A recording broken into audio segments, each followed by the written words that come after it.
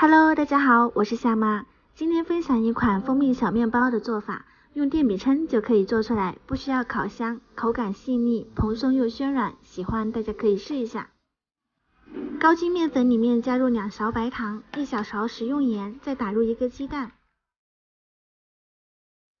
再加入2小勺蜂蜜，加入适量的食用油，也可以用黄油代替，口味更加的好。把鸡蛋搅散后，中间加入酵母，再用温牛奶给它化开，搅拌成面絮状。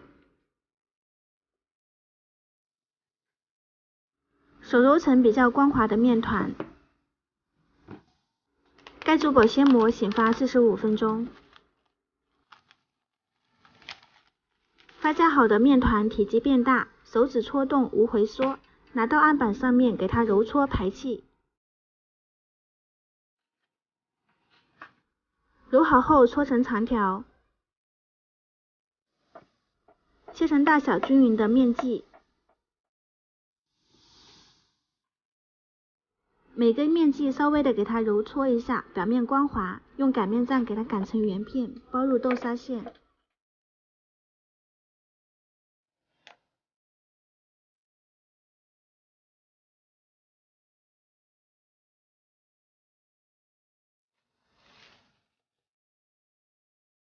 全部包好后放入电饼铛，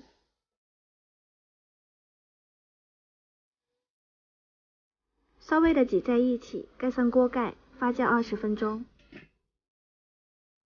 准备1个鸡蛋黄，给它搅散备用。2次发酵后体积变大，刷上之前备好的蛋黄液，撒上黑芝麻，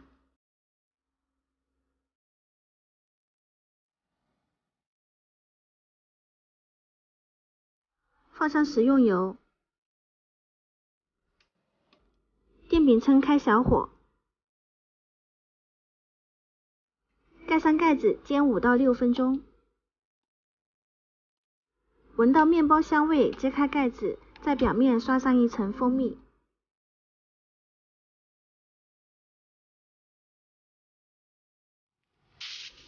表面铺一张锡纸，盖上盖子，焖2到3分钟。表面上色后就可以出锅了，都可以看到拉丝的状态。蜂蜜小面包就做好了，口感非常的香甜松软，喜欢大家可以试一下。